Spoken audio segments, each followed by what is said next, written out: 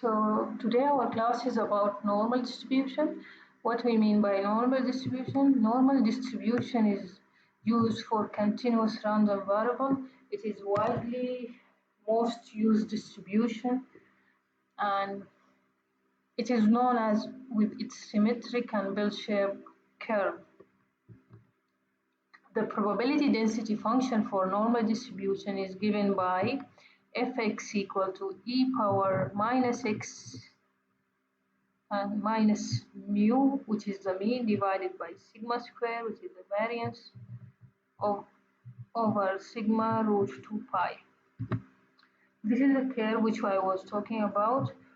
Normal distribution has a bell-shaped curve. So it is a symmetric curve. In the middle, the value which is in the middle is the value of the mean. Normal distribution is determined by two values, two parameters, which are mean and standard deviation. So these two parameters must be given in any problem which is related to normal distribution. Now, what are the other properties of normal distribution? As I told you, normal distribution is a bell-shaped curve. It is symmetric. So what we mean by symmetric, if we have this axis of symmetry, which is in the middle, you can see that if you cut this curve, the left side is a mirror of the right side. Okay, so, and what we mean by bell shape? Bell shape means the majority of our data are in the middle of the distribution,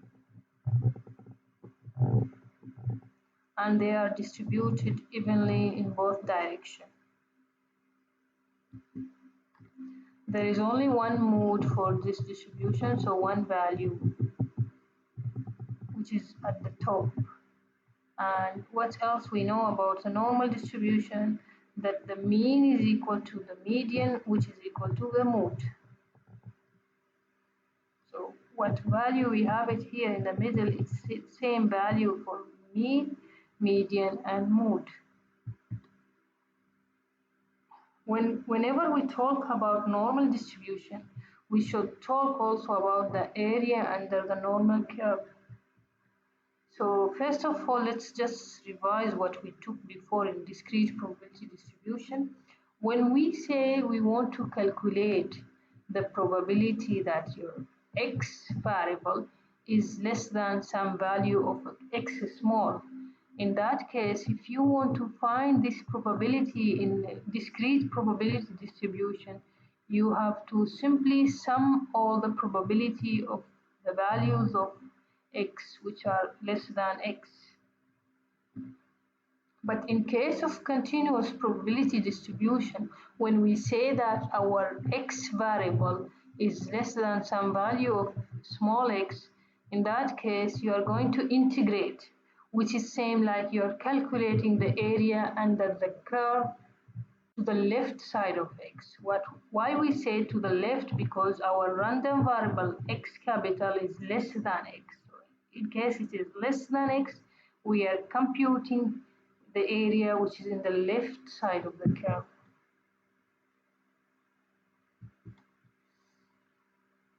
Now, if you talk about normal distribution, let's see this graph. We have many normal distribution curve here. The blue and red and the orange one, all they have the same mean, but what is the difference? You can see that all are symmetric, but their standard deviation is different, so that's why we have a different spread here. And if you see the green one, the mean is -2 and the standard deviation is 0.5. So we can have infinitely many normal distribution. So how we find the probability if we have different normal distribution? So in order to have a standard normal distribution curve, we have to transform our x to a standard normal random variable such that that standard normal random variable has the same mean and same variance for all cases. So what we call that standard random variable, we call it a z, and it has a mean of 0 and standard deviation of 1. So in case you want to find the probability of any x under the standard normal curve, you need to convert your x into z such that z is a standard normal random variable with a mean equal to 0 and standard deviation is equal to 1. So the function, when we say probability of z capital less than some value of z small, it is uh, it is used to find the cumulative distribution function, or it is used to find the area which is in the left side of z, which is similar, like you are saying the probability of x capital less than or equal to small value of x. So both will gives you the same answer. Now, when we talk about standard normal distribution, again the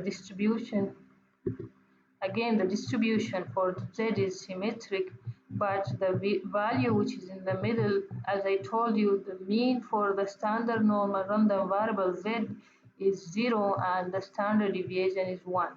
Now, why you have to use this? Because in all textbook, if you see that in order to find the probability for normal distribution, you have to deal with a z.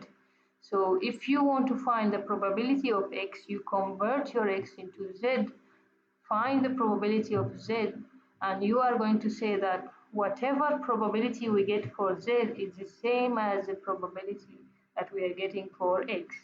So if we say that the probability of z score is between 0 and 1, it is equal to, if you go to the normal table, you will see that this area is equal to 0.34. And since it is symmetric, so if we speak about the probability that z is between 0 and -1, the value will be same, which is equal to 0.34 again. So I hope that the introduction for normal distribution is clear to you. So now next we will go to example 1. Thank you for your listening.